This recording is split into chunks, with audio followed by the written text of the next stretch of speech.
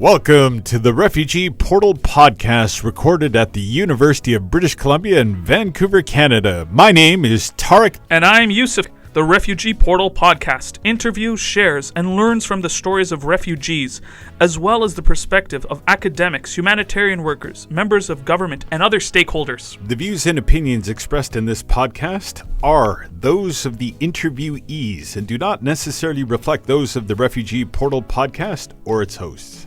All right, let's get right into it. Our guest today is a 21-year-old refugee from Homs, Syria. Shaza grew up with a normal childhood before revolution and war forced her family to flee and become refugees. We are going to hear her story of loss and struggle, as well as perseverance and hope. While Shaza is in Canada today as a recipient of a scholarship from the World University Services of Canada program, her surviving family members are still in Lebanon as refugees. The situation for Syrian refugees in Lebanon is increasingly dire. Lebanon has more refugees per capita than any other country in the world, with 1.5 million refugees from Syria alone, accounting for 20% of the population. However, due to economic and political considerations, the security and future of Syrians in Lebanon is increasingly unstable. Should refugees be forced to return to Syria, a country that the Lebanese government has declared to be safe for refugees to return to, they will be returning to a country that is currently at war with Turkey, is in dire economic situations, continues to be in an active civil war, and has a government that is extremely suspicious of returning refugees, often instituting discriminatory legislation to punish perceived traitors. One such piece of legislation, known as Law 10, which requires all Syrians to return to the country or face property and land seizures, has been declared a tool of ethnic cleansing by human rights organizations. Even for those who have returned to claim their property, they faced forced conscription or imprisonment by the Syrian government. To help save her family and bring them to security and freedom in Canada, Shaza has started a campaign called Make a Lasting Difference, Donate to Save a Life, which can be found on GoFundMe.com. Now we're going to hear from Shaza and her story of courage. All right, Shaza, welcome to the Refugee Portal Podcast, and very happy to have you here. Now, Shaza, just wanted to talk about how's your family like before, and how is the city like, and what city were you from in Syria? Hi, Tarek. Thank you for having me here. I grew up in Homs. I was 14 years old when the revolution started. Yes. Everything before was normal, except for the silent upset of people that led them to start the revolution. And what year was that? What year for you anyway, and your family? Was it when everything was fine, no problems, everyone's living there, but nothing has happened yet? What year was it for you and your family? 2011. 2011. So 9 years ago. How old were you at that time? 13. What was it that made you and your family understand that we are in a very bad situation? The demonstrations of people in my city started after one call from a child from Dara. He wrote on the school, on yes. the wall Yes. of the school, freedom. Yes. He wrote freedom, and then after this, the police officers become angry of him, and they took him to the jail. They tortured him in a very horrible ways. After that, he died. How old was he? I guess he was 7 or 8 years old. He's a very young kid. Yeah, I don't remember exactly his age, but yeah, he was very young. And so this was the even in our previous interview with Hiba, that was what she was saying, and she was very young at that time as well, maybe younger than you, and that seemed like the catalyst to bring the people to start protesting against the government. And that was around the same time as the Arab Spring, where Tunisia, Egypt, and other countries were also starting to demonstrate and be rebelling against the government. Yes. This was the start of it. Yes. And beyond protests, like people coming out in big demonstrations, having speeches, did you attend any of these? Were you involved? No. I was very young, and also... Did you see them on TV? Yes, of course. Yes. Everything was followed through the... Social media. Not only social media, through televisions like Al Arabiya, Jazeera, because the national TV was not reporting the size of real, it. the real situation that is happening in Syria. They only talk about and I remember one of the famous cases was they were showing cooking shows while all the protests were going on the streets. exactly. And these were protests in all the cities, whether Damascus, Homs, Dara. Yeah, every city. Every city. Except for Aleppo. Aleppo was not included in these demonstrations. And why was that? Why was Aleppo not demonstrating? I don't know. Maybe because they knew before that many of the massacres gonna happen. Like the people would get killed if they would. Yes. So they understood if they started demonstrating that they would that likely the government would retaliate and start hurting and killing people. Maybe they know that before because of Hama story. In the 1980s, Bashar al-Assad, Yes. his father Hafiz Yes. Assad, he I think there was unrest in that city, and then his decision was to destroy that city and kill everybody Yes. in the 1980s. Yeah, maybe Aleppo, because of that, they knew what they're gonna happen after their demonstrations. So they didn't demonstrate Yeah, publicly, and they wanted to keep everything calm in their city. and the demonstrations, they were non-violent. They were Yeah, they were very peaceful the revolutions, yes, very peaceful marches. They were holding olive branches. olive branches Yeah, as a way for peace. yes, and they also were holding the flag of our country, the normal flag with the red and the green stars, black. So not like they just wanted a better life. Exactly. So were they calling for the a change of government? Was that their main? Before, no. Okay, and what were the demonstrators wanting? What was the objective by demonstrating? They wanted the government to offer job opportunities for them, for everybody. So it was more like we want a better life. We want a better life for our Yes. families. We want more economic advancement. That was the primary. So the people at that point were not saying we want a new government. They were saying they were demonstrating for a better life for everybody. Yes, they want to change the system of bribery. Okay, corruption. Yeah, patronage. When you know certain people or certain person who is Through your connections. who has a power, yeah. Yeah. So if you mention that person for another person, you wanna take benefit. Oh, that's amazing! You're gonna get a job directly without even your qualifications. And people were very tired of this Yes, system, tired of yes, this. Yes. So now, when the demonstrations with olive branches and just calling for reform, meaning they wanted change, they wanted a better life, a better government, but not necessarily calling for the overthrow of the government. What happened that changed where the government started to counter the protesters? Did the government, the military and police, did they start shooting at protesters? Yes, they did that. Was this all across the country? Or basically, it was from Dara. The clue or the fire started from Dara. The first clue, the first violent response, the first violent response against protesters was in Dara. Yes, yeah, and then my city, Homs. And Homs is famous for the shrine of Khalid bin Walid, the Sahaba that is buried there. Yeah. Yes. Yes. And so then what happened?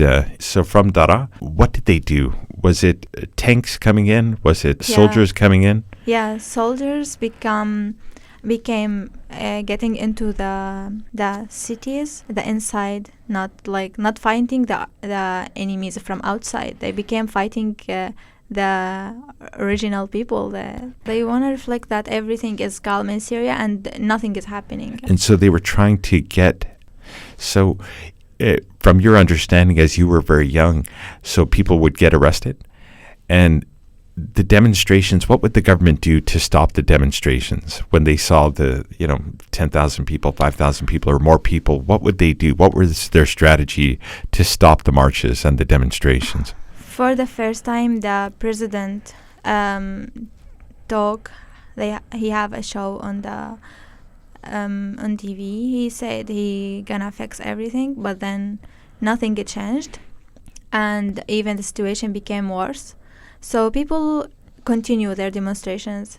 Then the security officers, they were the worst for people.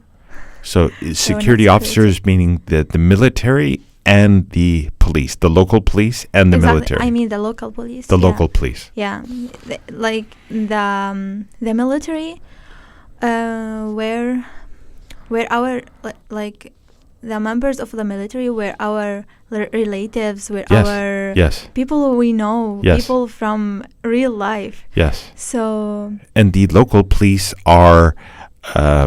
Would they be like their secret service, or would they be the regular policemen? What do you mean? The local police, are they like here in Canada, the local police, like these type of people? These were the ones that were coming to cause problems and find people? Yes, they were the horrible people who cause a very when you say that there's a military on the street, that's fine. Okay. But when you say the police are here, the police or the civil, the local police, are here. So then everyone's frightened. Yes. And did they come to your house, the local police? Yes. And what did they do?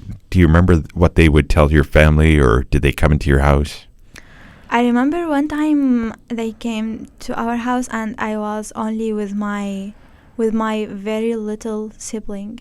He was around 3 years old, and suddenly, because we live near our relatives' houses, so we were in a one land for my grandfather, and then each one has his own house.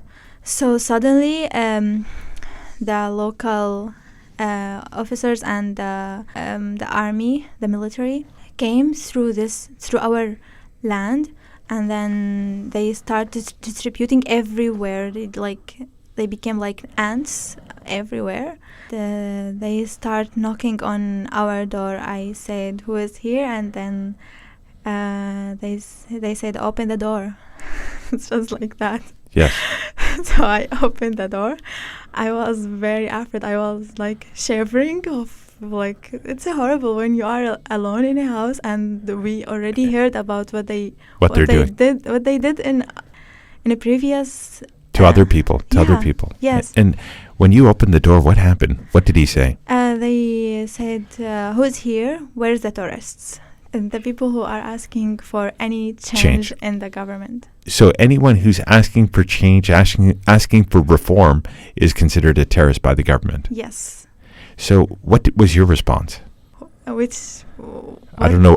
Which terrorist? There is nobody here. I am only with my sibling, with my friend. Yes. With my brother. Yes. I mean, yes. Yeah, and I was also they saw that I was feeding him because he was crying. Yes. So did they come into the house? Yes, they entered everywhere. They opened the dressers. They opened everything, and they saw a game gun. Yes. Like a toy gun. Toy gun. Yeah. Yes. They became afraid of that. It was for my oldest brother, but it was a toy. Really, they just drop it on the ground, and they realized it's a plastic. Yeah. And where was the rest of your family? Where's your mother, father, and there was a because I was living rural area. Yeah. There was a very hard siege around the main city. And Homs. yeah, Yes. after that, the original people, like the people who are asking for revolution and these things, they fight the army there, and they got like a little freedom for the people from the siege around the city. And my mom with my siblings, they went to see my mom's family. Yes. They went to check if they are still alive or not, because the network was shut off. And You mean the phone lines were shut off? yes, every connection was shut Internet off. was shut off. Yeah, and there was no electricity even, like, to see if there's what's happening inside. Yes. So they went there, and she didn't expect that they will come to our house after she will leave. Yeah. Yes. And that's when you were alone. And so how many came into your house? How many of them were there? I can't even Count? Like, They all came Yeah. in, swarmed into your house? yes. Did they throw things around? Yes, they throw everything around. They like the clothes and the dressers. They throw them outside to see if there's. I don't know even what they are looking for in the dressers. And did they harm you at all, or they just? No, they inside the house. They went to the roof. They went to. So they literally from top to bottom they were Yes, checking out the house. everything at the same time. Yeah. Like everything is. And every house was. Simultaneously, They were yes. doing that to every house. Yes. Did you recognize any of them?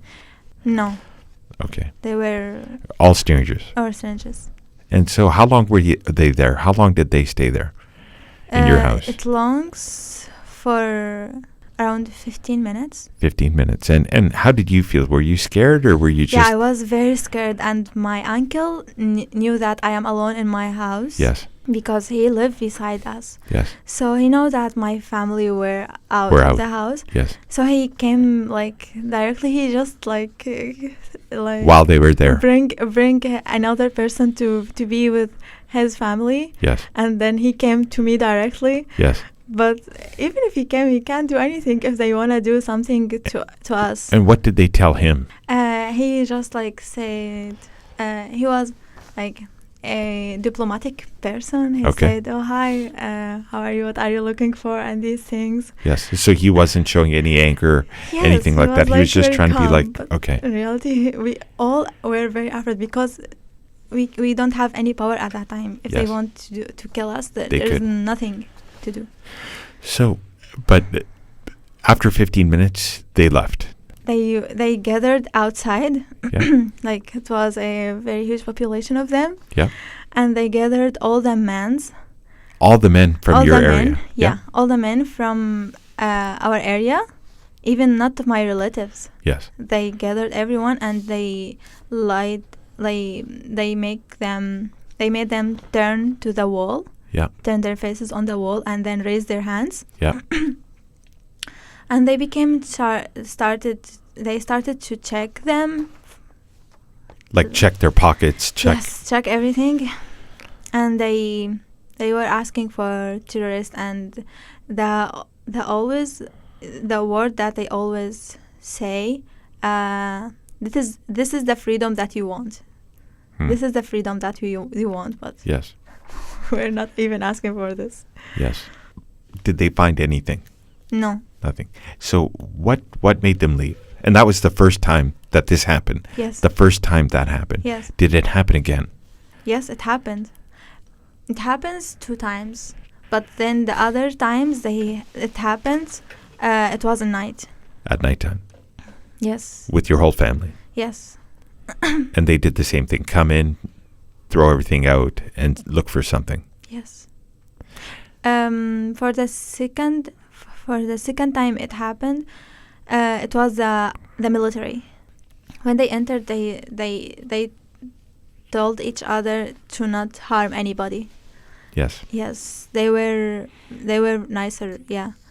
And then even like my brother was just woke up from sleeping because it was in the midnight. Yes. So they said to him, "Oh, you are awoke. You just awoke. Yes. You were sleeping," and they were like started to joke with him. Yes. But the ones that they entered to my grandfather house, they took my 2 uncles and they took my cousin. And they took them where? They arrested them. They arrested them. And why did they arrest them? Without any reason.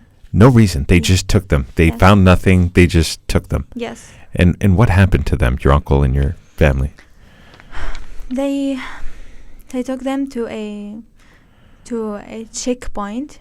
Yeah. But then this checkpoint, so my uncle and my cousin and those people there, they already know who is there, so they can recognize their voices. So they told them, okay, why we are here, but they didn't know that. They didn't know in reality they are there in this exact position. Yeah. But because they were with closed eyes, so they were. Oh, they had blindfolds. Yes. So, but they recognized voices. Yes, they recognized voices, and they recognized how long it took them to get travel to there. from. So they understood city. kind of where they were roughly. Yes. So what happened to them? Were they there? Were they detained? Did any harm come to them? Yes, one of my uncle, he was tortured. Tortured. Yes, one of my uncle was and tortured. Like what did they do to him? And he did nothing. He Yes. said nothing. He wasn't disrespectful. They found nothing on him, but they tortured They him. kick him on his face. Yeah. They kick him. The military or the police? I don't know who is the exact person who did that. Okay. But then because each person was alone in a separate So room. they took everyone separate and they started beating them. Yes. Yes. One of my uncles, when he came back, he was bleeding. And so how long was your family in your city before you decided that or your family decided to leave? We left Syria In what year? in 2012. So 1 year later. Yes. So 1 year things were happening like this. Yes. Was there any, like Hiba's story, she said that they were bombing her city in Daraa, like the bombs came.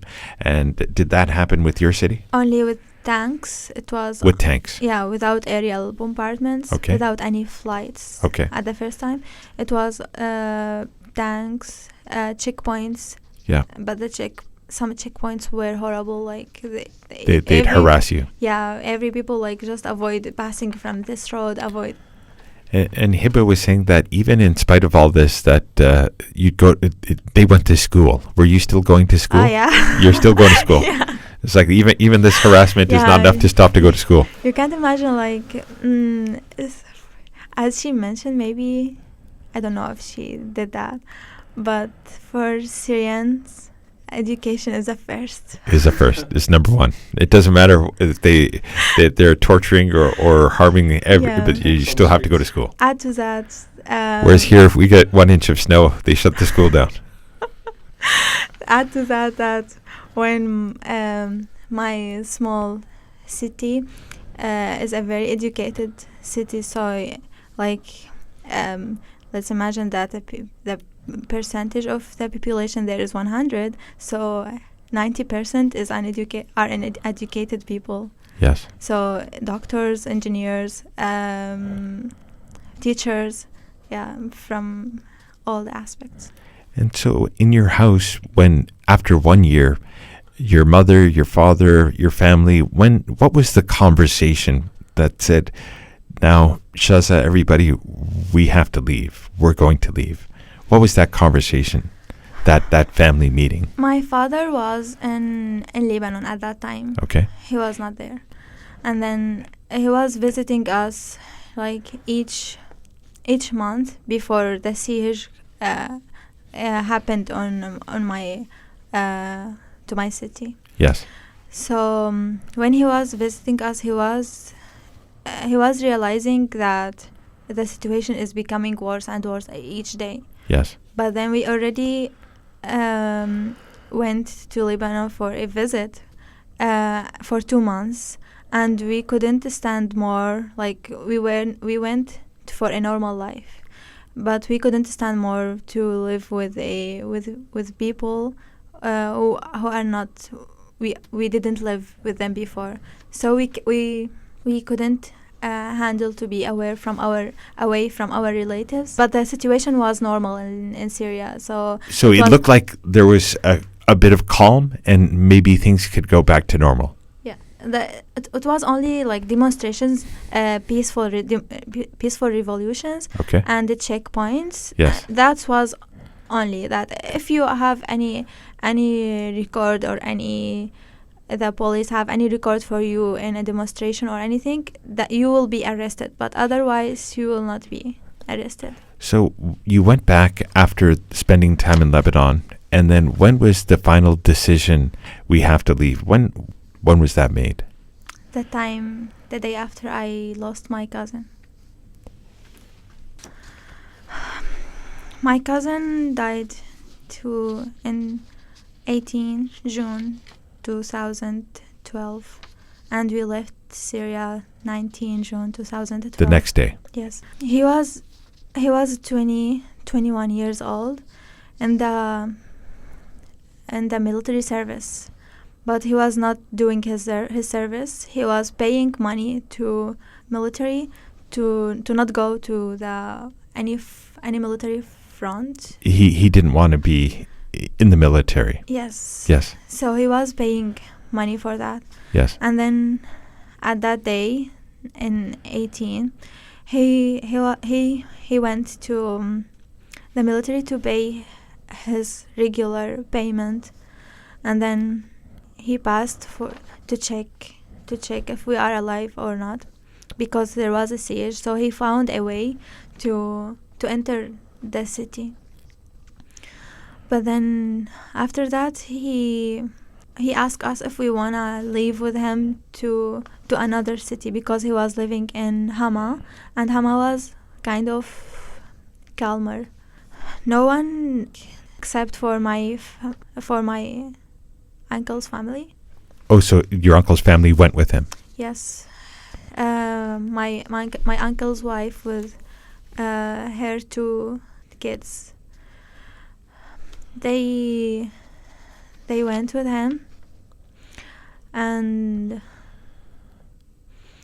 the 2 kids were like 3 years old. The girl was 3 years old, and the boy was months, like even less than 1 year. A baby.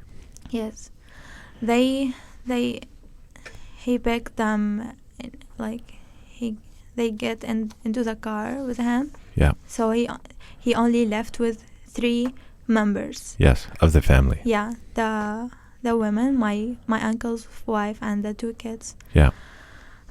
After he just passed few meters, less than few meters from our house, we heard a very horrible explosion.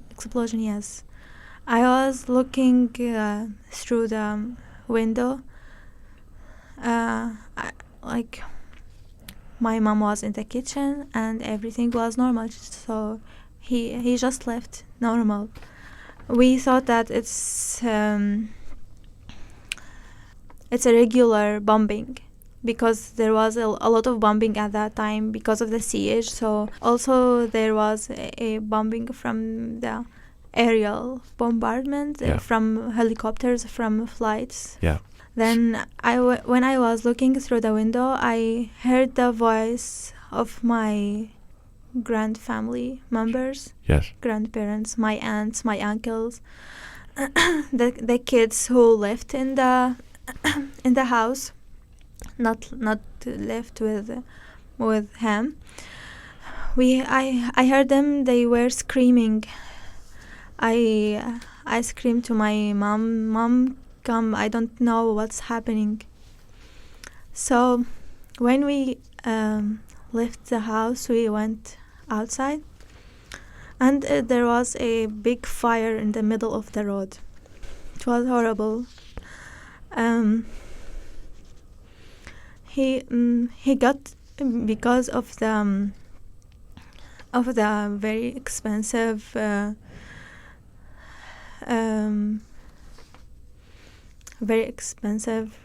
living needs, like the requirements of the fuels, the gases, and everything. They were very expensive. So he was filling his car with a lot of fuel, with two gas tanks. Yeah. 2 gas tanks. And then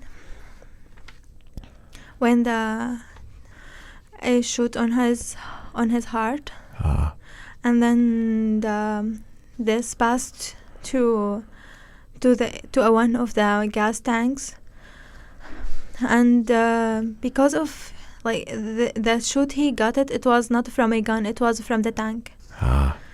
So, and the car was automatic, so the doors were closed. Yes.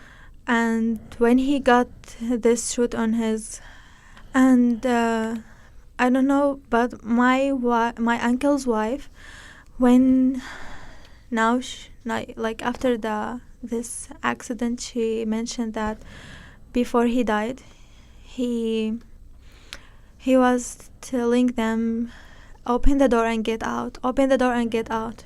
But they couldn't. She was telling him that the door is not opening. The door is she can't open the door. So after this horrible explosion, everybody in the car. Yes. When we arrived to the place, the fire was everywhere. We the old man, the mature man, could get my uncle's wife and the 2 kids out of the car, but they were injured horribly. Their faces were burned. My uncle's daughter, the kid, she was 3 years old. She got a shoot on her lip. So the flesh were appearing, and they were screaming of pain. The very little kid, he horribly burned, and they were just screaming of pain. They were men holding my uncle's wife, and others holding the kids. Everything was in front of our eyes. My brother, he was 10 years old. He was just wanna jump into the car and get my cousin out of it, because they couldn't open the door at that time. But they already realized that he is not answering them. He couldn't respond to any of their calls, so they already know that he has died.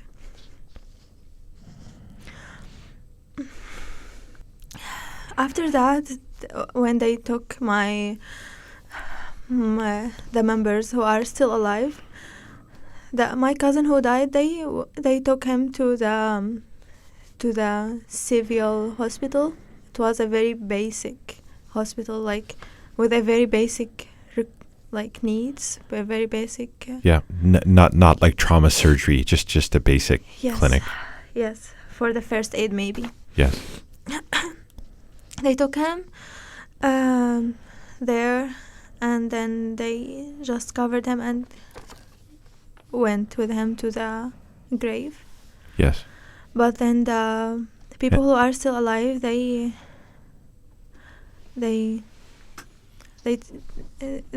give them their basic medications, but there was nothing for their horrible burns. Yes. And Shaz, it's an incredibly difficult story that you shared with us, and we're both so sorry that this happened to you and your family.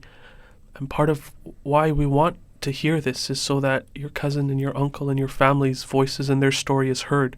It's not forgotten, it's remembered, and that hopefully that we can help to improve the lives of the people who did survive. Because these kind of things, many people don't know the facts about what happened. And we want forever for people to remember that the suffering and the pain that went through for innocent people, right? So we're here with you, and however we can help going forward, like it's incredibly important to us to have their stories heard. Thank you. So you were saying they went to the clinic and then they took your cousin to bury him for his burial. Yes, and they just removed the shoot from my uncle's daughter lamp. Like the bullet. Yeah, they took the bullet from her flesh, and they just sew the injury. They sewed the injuries up, Yes. and then they washed them for the burial. Yes.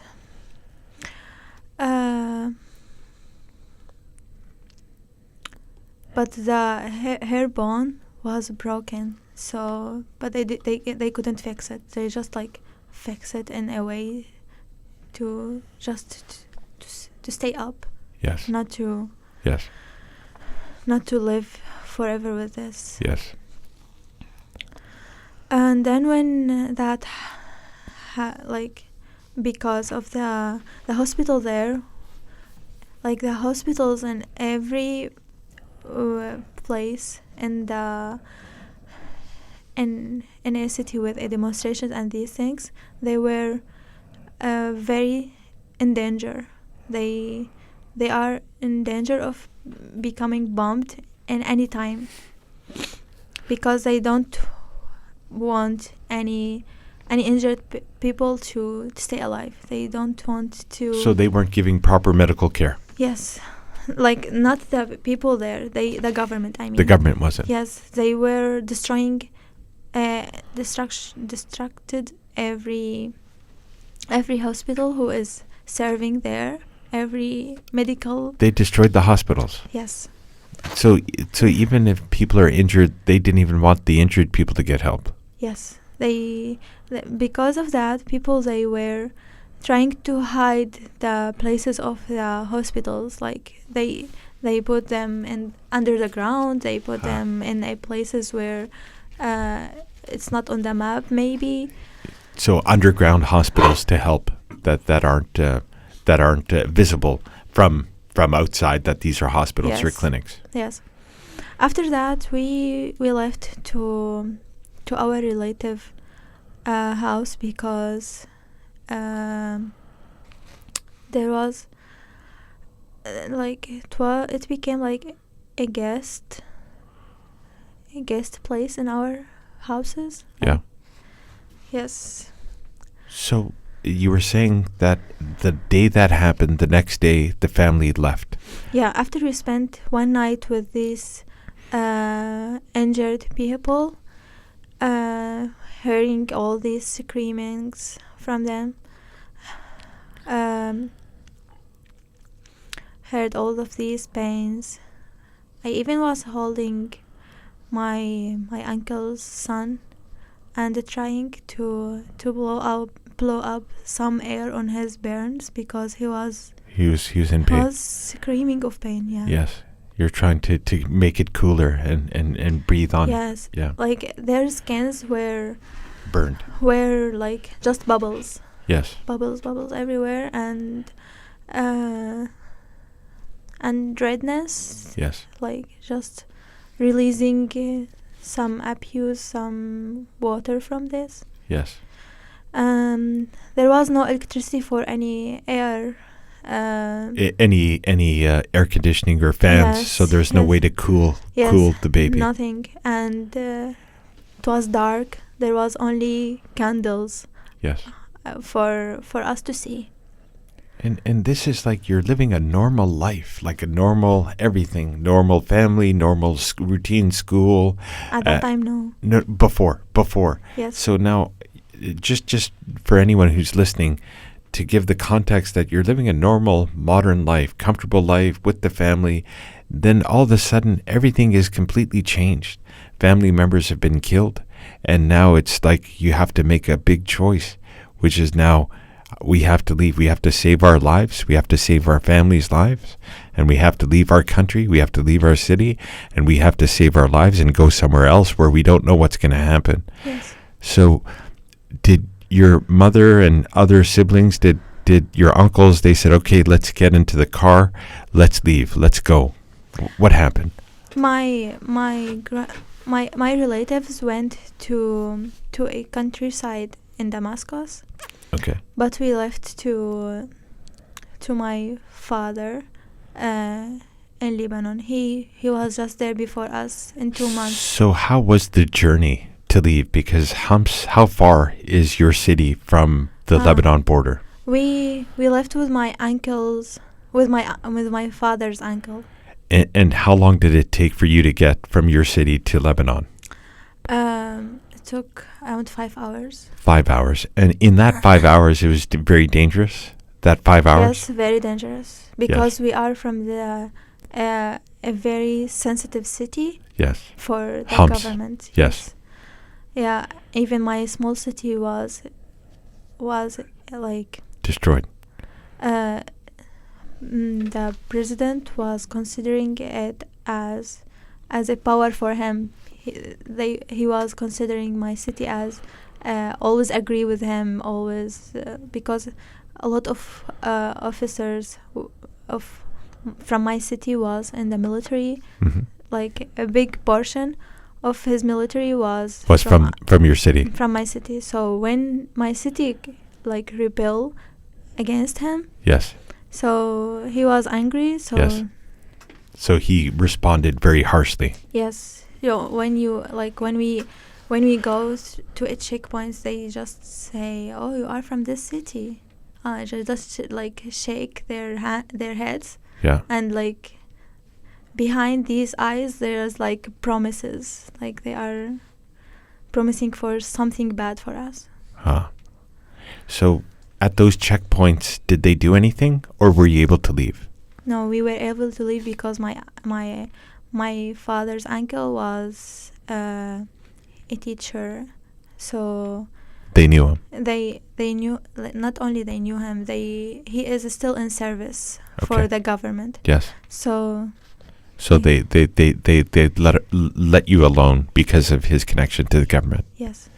So 5 hours, and it's frightening for everybody. 5 hours driving to get to Lebanon. Yes. And when you went to Lebanon, how was it at the border of Lebanon? How are the people at the border? When we were in our way, because we are below 18 years old, so we are not allowed to leave our country with my mom only. We need for acceptance from my father or yes. from my uncle or from my grandfather yes. to leave this country. So we didn't have this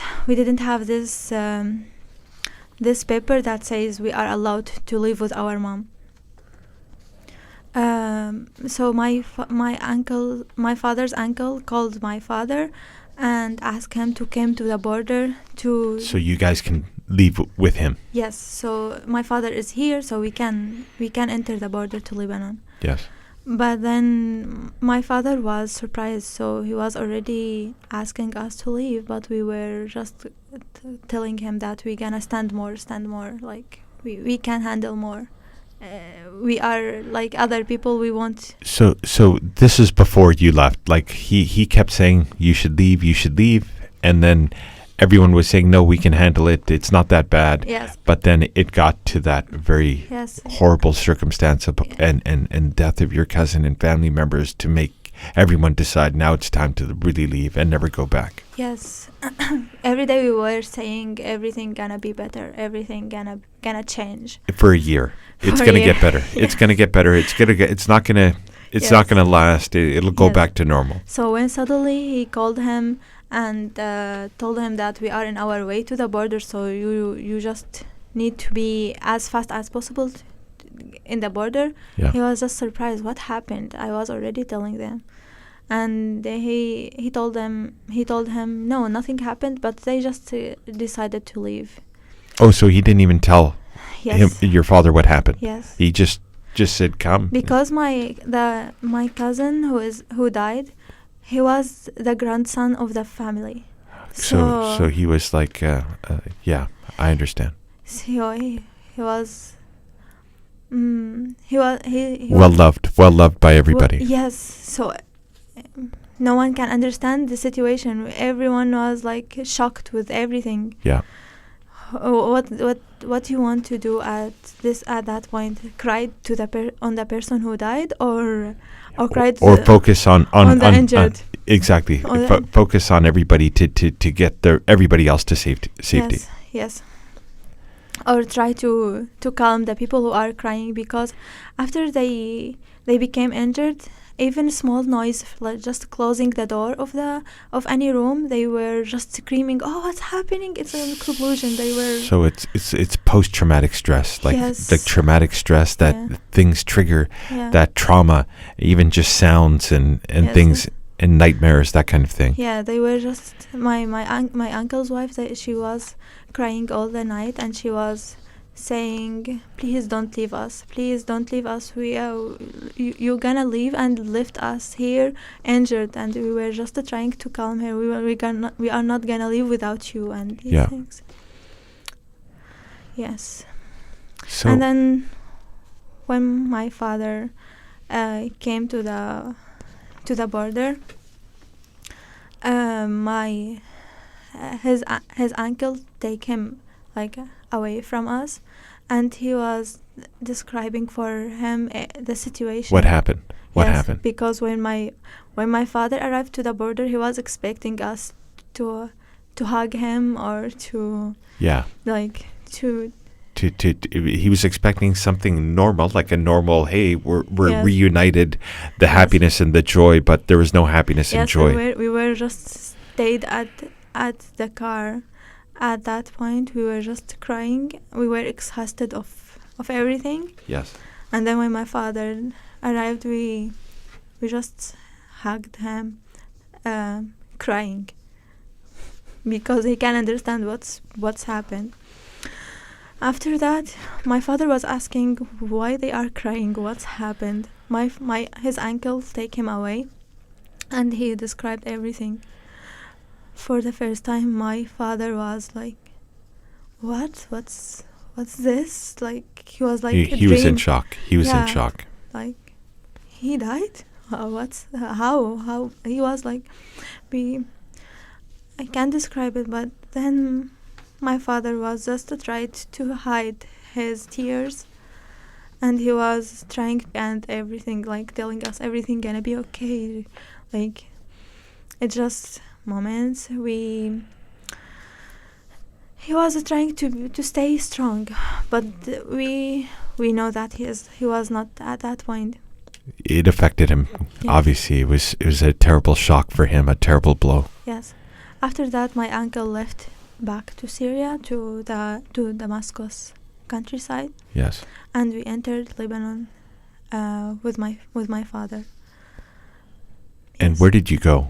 Where did you go with your father? Did he had his house there in Lebanon? It was not a house. It was just a room. Okay. One room with a small kitchen and small washroom. Okay. Yes. And so all the family went there. Yes.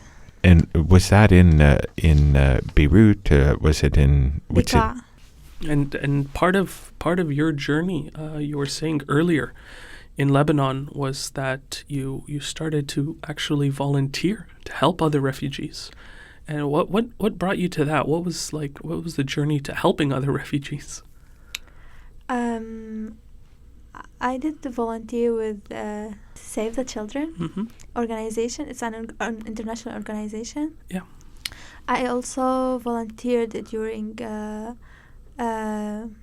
like most of the time during Ramadan for The Muslim holy month of fasting. yes, for our organization. It's called Sawa.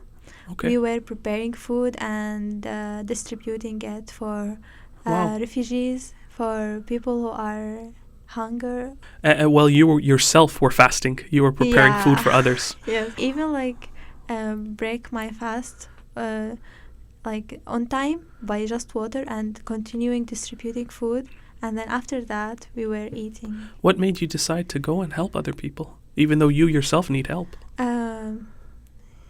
I don't know, like the feeling itself when you see somebody else is happy and you see how they are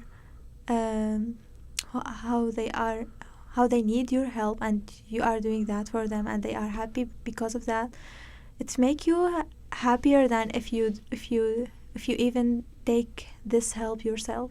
Yeah. So we heard that a lot actually from many people, that part of the healing process for them Exactly, yes. is to help others. Yeah. And this work you did, was it in any refugee camps, or was it in the cities, or where was it? In refugee camps.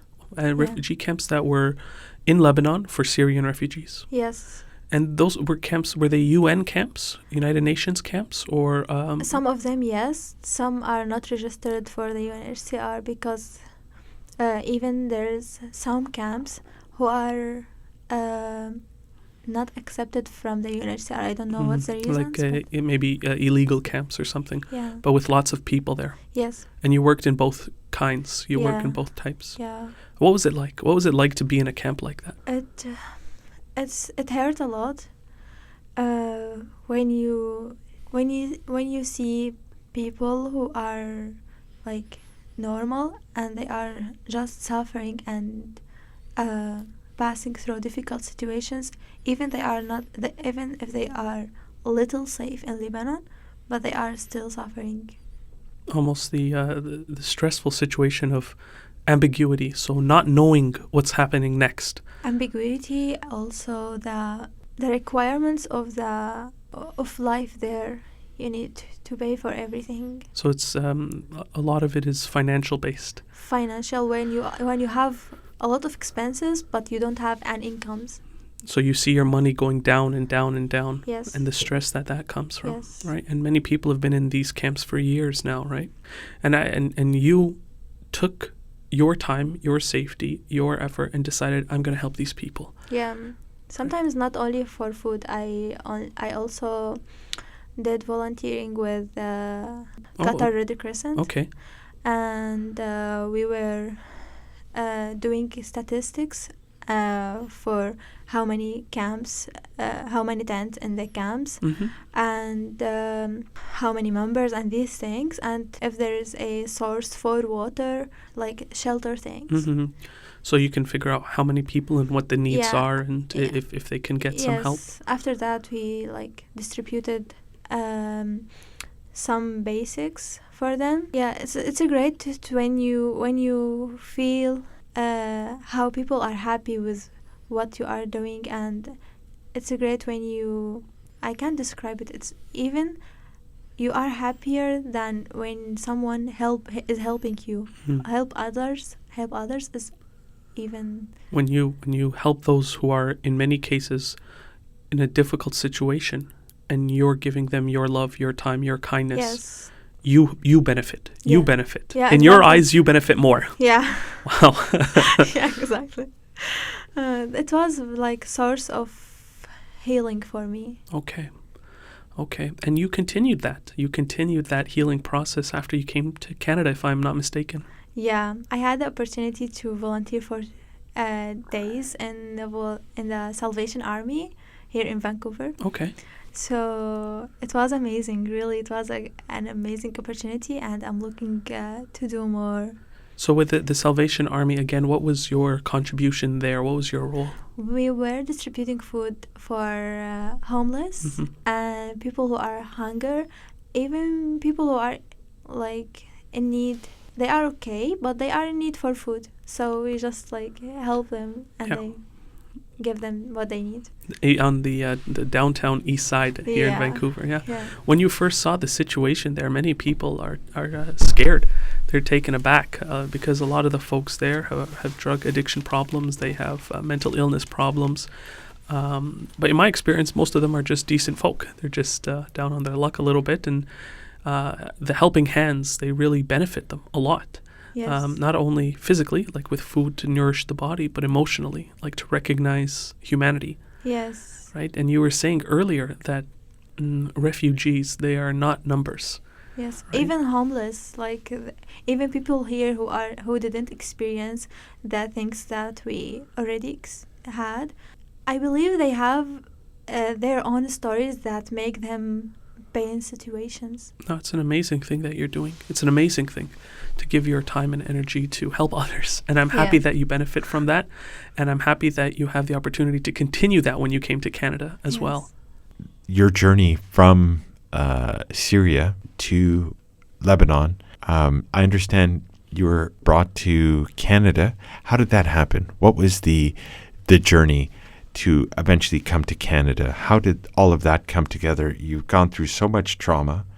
What happened to make this, or how did Canada become an opportunity for you to come? And are you here just by yourself, or are other family members with you? No, I'm here alone. My family is still in Lebanon. So you came alone. Yes. And how did you come? I came through a sponsorship, or I came through a scholarship program. It's called WOSC, And what does WUSC mean? World University Service of Canada. Okay. And how did they get to know about you and want to bring you here? I searched for an opportunity to start a new life for a university, for a school. Yes. So I applied on their website, Yes. and after that, after like 2 months, they answered me to continue my application. Okay. And how long did it take for you from that application to eventually coming here to Canada? Around 1.5 years, 2 years. 1.5 years to 2 years. And did you know anything about Canada? Did you know what Canada? Did you know anybody from Canada, or it was just No. someplace on the map No, I'm the first person from the family to come to Canada, ever come to travel. Canada? Yes. And so now, with your family, how many family members are still in Syria? How many families are in Lebanon? Or how much of your family is in Lebanon? I have my parents and 3 brothers and 1 sister in Lebanon. Yes. And in Syria, I still have some relatives. And is it dangerous for your family members in Lebanon to ever go back to Syria? Yes, it's very dangerous So because So it's advisable not to go back. For anyone who's left, do not go back. Is that? yes, And that's because the government would either imprison the people or torture or kill them. Anyone who comes back. because when my brother will be back to Syria, he was already not in the service, on the military service. So he was. It was expected for him to be in the military service after 18 years, when he became 18 years old. And then because we were in Lebanon and we don't want him to be in the military because it's very dangerous. So now he is 20 years old. If he will be back to Syria, there will be 2 choices: either to be in a jail because he didn't go to the military on his time, Yeah. or to be in the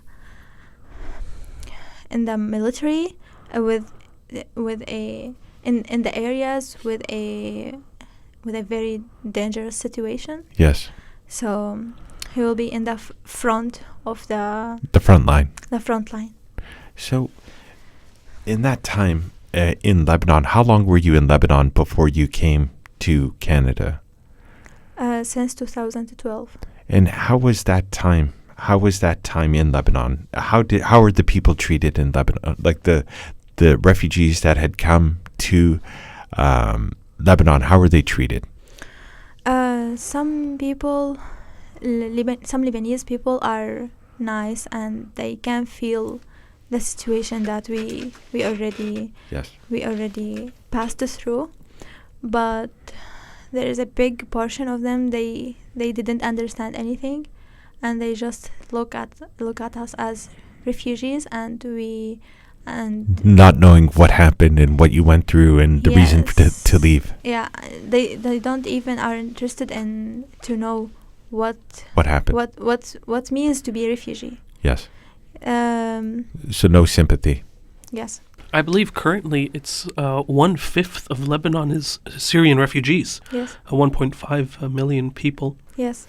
And it's a very hard adjustment because now you're in a new country, a new place. It's your community, your school, everything is completely changed. WUSC sponsored you to come. And now what about the rest of your family? Can they come as well, or what is the challenge? They can't come at this time. And why can't they come? To come to here, they need is either to be referred by UNHCR to the Canadian Embassy, okay, or to be sponsored from here through sponsorship agreement holders, or through a group of 5 people who are either Canadians or permanent residents. Mm-hmm. So to sponsor them. Yes, they came to here. And at the moment, how long have you been here in the University of British Columbia? Around 7 months. 7 months. And how has been your transition here? How was it when you first arrived, getting on the plane? And did you fly from Beirut? Did you fly from which city did you fly from? I flew from Beirut, from Rafiq al-Hariri Airport, International Airport. Yeah. And then we fly to Turkey. Okay. From Turkey, we fly to Toronto. And you were alone? Yes. You were alone throughout all. Yeah. Did anybody from the Canadian government or anybody with you, or just alone? No, just alone. In the flight, I was just alone. But in the Beirut airport, yeah, there was a team like from IOM. Yeah. And what is IOM? International, like they help people when they are traveling. I understand. And was this your first time in a plane? Yes. Yeah, it was my first time. How is that? I was excited. Yeah, you get to go on a plane. Yeah. Some people ask me before if I wanna, if I feel dizzy or I feel anything. When I am in a sea or in flight or something, to take pills with me. So I just told them, no, I will not take any pill. No pills. Yeah, you're just gonna go out. Yeah. And when you were on the plane, so you went to Turkey, and then from Turkey directly to Canada? From Turkey directly, we were waiting for around 7 hours for our next flight. Yeah. To Toronto. Yeah.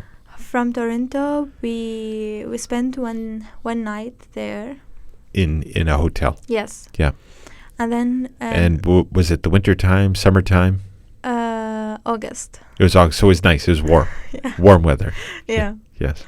And then after that, the next day, I fly to Vancouver. And Vancouver, WUSC is an international organization. And what was the choice for Vancouver? Who made the choice that Vancouver is the city you're coming to?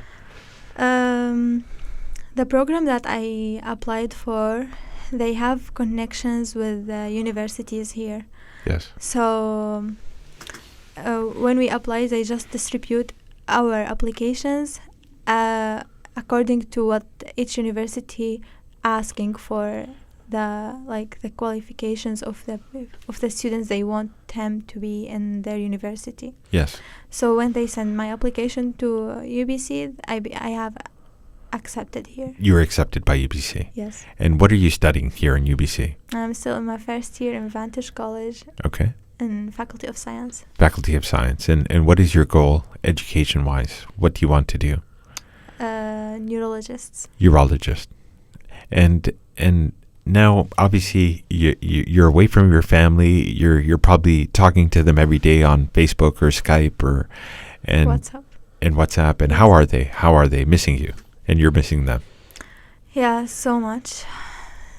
I really miss them so much. And They so, also, and you're not going back. You're not going back to Lebanon. I can't because You I can't. have a refugee status here. When I left Lebanon, I had a stamp that said that I am not allowed to enter Lebanon anymore. You're not allowed to come to Lebanon anymore. Yeah, because I already had a refugee status in Lebanon. Huh. So I left there as in this situation Yes. and came to Canada. Yes. So when I checked out from the airport in Lebanon, they put this stamp that I'm not allowed to enter Lebanon anymore. Wow. Unless you pay? Unless there's a lawyer or something. I understand. I continue like to fix my situation. I understand. So now your goal is to bring your family here. Yes. Because they can't go back to Syria? And the situation in Lebanon is very hard. Because tell me, Lebanon restricts people from Syria from working, from going to school. They make many restrictions. Yes. And what are these restrictions? Maybe describe for what the population, the Syrian refugee population, what it's like for them in Lebanon. Syrian people are not allowed to work in Lebanon without a legal work permission and a legal resident situation. And that's not easy to get. Yes, to be legally resident in Lebanon, you have to pay each year $200 American dollar. Yes.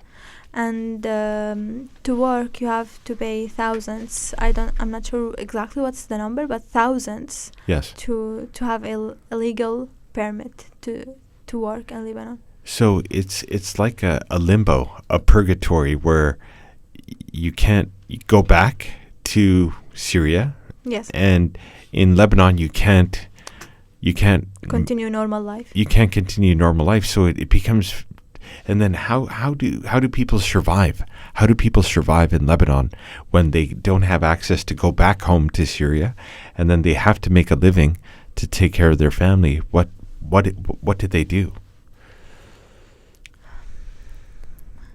Syrian people, they have the ability maybe to adapt to hard situations, or maybe their sensations stopped.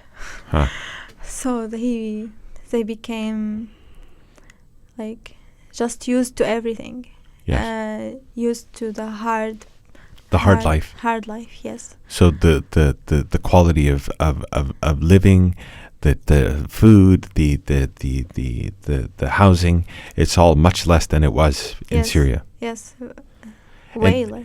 And I think just to stress to people that are listening, nobody wants to be a refugee. Nobody wants to be a refugee, leave their city, leave their town, be in these situations. It's difficult. And I think a lot of people, they just read a news article and 100,000 people, 200,000 people. But this story, this journey, it's a very difficult journey for anyone.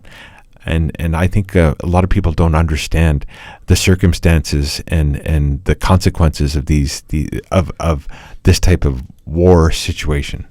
Some people see refugees just not like numbers. Exactly, that's it, as numbers. Yes, they don't feel anything about the humanity. Yes. The humanity, the human cost and the sacrifice and the struggles and the pain that's ongoing. Yes. Yeah, because as you can see in Canada, people have a privileged life. Like most people have not seen what you saw. Most people have never experienced what you experienced, and so I think sometimes we take it for granted here, the safety, the security, and even Hiba was saying the biggest thing was to feel safe. that was the greatest gift, to leave the danger and to feel safe. And that was one of the biggest things, is to feel safe. And that's why people become refugees, is to leave so that them and their families can be safe. Yeah, exactly. Even when the person who didn't experience being not safe before, he can't feel how is big to be safe, how is a big value to be safe. When we moved to Lebanon, it was obviously safer than Syria, but then the sound of bombs, and You could still hear it from Lebanon. yes, and we even like the celebrations bombs. Yeah. When we heard them, we were just like scared again. And this issue of safety, so the Lebanese government, it actually deems Syria a safe country to return to for the refugees in Lebanon. For whatever internal political or economic reasons, they decided that. And if your brother was to be deported back to Syria, most likely conscripted into the army, he would probably be sent to the front lines against the current war with Turkey. So the Turkish government has declared a fourth military operation against the Syrian regime. 1 million refugees made overnight, 500,000 of them children. And, you know, is that a safe country to return to? I would say most reasonable people would say no. What would you say that our listeners can do to help bring some safety to your family? Is there anything they can do to help? I'm doing fundraising for my family to bring them here. Through, like, I searched for sponsorship agreement holder who are churches, mosques, organizations who can do the official work for the Canadian government to bring my family to here. But then the biggest obstacle for them to do that is to collect the money and to find the volunteers who gonna help this family when they arrive to here. And how much money is needed? 35,200 Canadian dollar. And what does that money go towards? What would it pay for? Gonna pay for my family after they arrived to here in their first year of arrival. Okay. So it has to cover the expenses for the first year. Yes. Understood. And what have you done? Which places have you approached so far to get support from? I went to many churches. West Vancouver Church is one of them. Unitarian Church. What has been the response? We are already filled with applications. Sure. And at this time we can't sponsor more families, and to be able to sponsor your family, maybe you will need till 2022 to be able to start to consider it. Yes. So now in your goal, so you've reached out to the Christian community. Have you reached out to any other communities, the Muslim community or the Jewish community? Or Yeah, I reached out also to MSA, Muslim Student Association. Yes. And BC Muslim Association, British Columbia Muslim Association. And what did they say? They gonna look on my situation, but there is no guarantee that they will accept it, because they are like others. They are already filled with applications, and to look at it will take longer time. And for you, because the situation in Lebanon is not getting any better, and the family cannot go back to Syria, and the goal is they have to come here for their own safety and their well-being and for their quality of life, and you can't go back there either. So this is the only solution, is to bring them here. Yes. And this goal to raise the $35,200, how far along have you gotten so far? Now it's about for 5,000. So I still need 3,200. 30,200. 30,000. So part of the purpose of this podcast is to tell your stories. Again, like you said, a lot of people read statistics. They read a newspaper article and there's no humanity to it. So, your courage and your bravery coming all the way alone here and studying and being away from your family is very difficult and very hard for anybody. Anybody having to leave their home, their country, their family, and being in a different country, it's very difficult. I have 2 daughters myself, and it's I couldn't imagine that for them.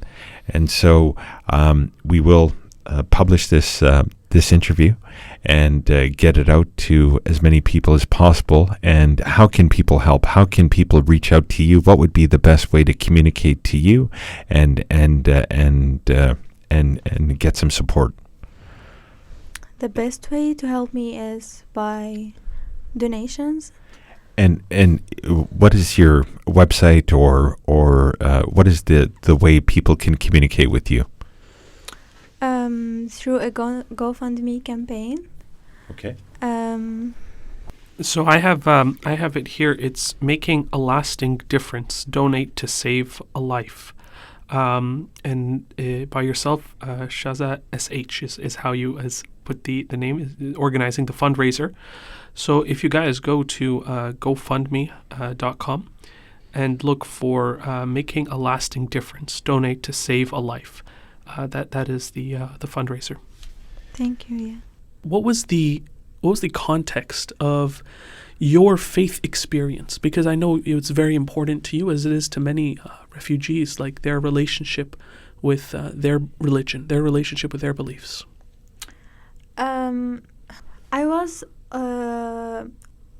always in a faith, or I always believe that I always believe in Allah. So I'm a Muslim, and being a Muslim means a lot for me. Like, it gives you strength. Yes, it give me a lot of strength. Even when I moved to Canada, this strength raised up. So it like I am more stronger in my iman now. And iman is faith in Arabic? Yes. Okay. Is the deepest. The deepest faith. Yes. And what is it about Canada that kind of allowed this strong faith to flourish? The humanity of Canadian people, like how they deal with you, how they understand your situation, and how they deal with each other, how they allow you to even express your faith, and yeah, the freedom of religion. Yes, exactly. So by not being forced to do something, you actually found yourself wanting to do it more. Yeah, exactly. That's a beautiful thing about Canada, and we're very lucky and blessed here. Yes. It's not every country in the world has that, as I'm sure you know. So when you were living in Syria, it was probably a little bit different. When you went to Lebanon, it's probably a little bit different. When you came to Canada, now you have the choice, right? You have a choice of how you want to believe and what you want to do with that belief. Yes.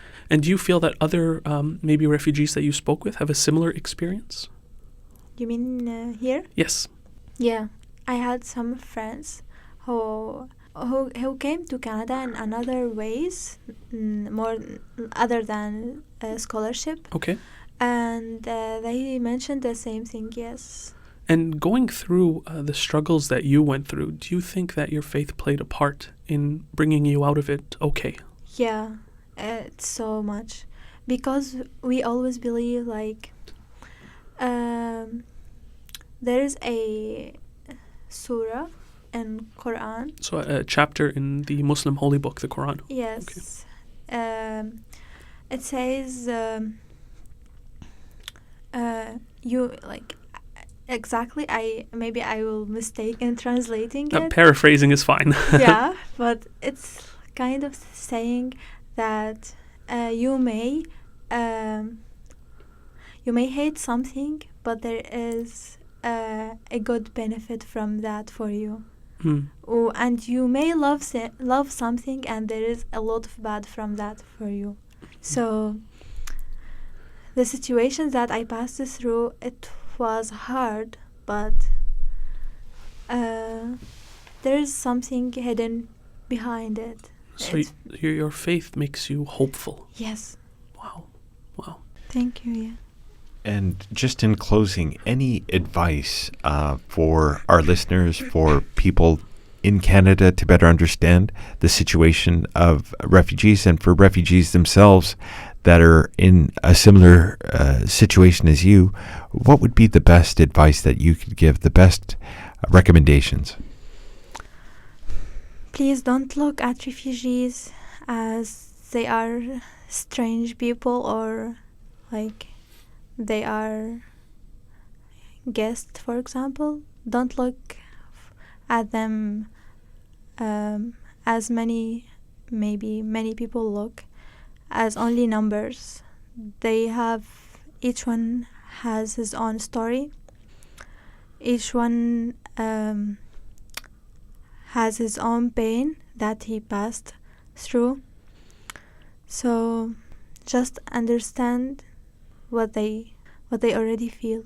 And for other refugees, like one thing we got from Hiba's conversation is she looks at what she can do, and not to look at herself as a victim, but as somebody who can do something. So maybe for the psychological well-being, what would be the best way in terms of guidance for somebody to maintain their composure and their attitude and their positivity in such difficult times? I know it's very difficult to say, but what would be your recommendation to keep your attitude? Take the hard experience that you already passed through and turn it to maybe to a positive thing that no one has already passed through. So Allah is already gave you this a chance to make you stronger. Even that I lost my cousin, that made me stronger, really, like to discard any other maybe pain that is not that hard, that situation. So just be strong from your story. Thank you, Shaza. We really grateful for you to come and tell your story, and it really impacted me, and I hope also for our listeners, and how we can help in whatever way your situation and the situation of refugees all around the world. And thank you for coming and joining us. Thank you. Thank you very much. Thank Bye. you. If you have any questions related to the Refugee Portal podcast, are interested in sponsorships, interviews, or ideas, please feel free to get in touch with us at refugeeportal.org or email us at info@refugeeportal.org, refugeeportal.org, refugeeportal.org, refugeeportal.org.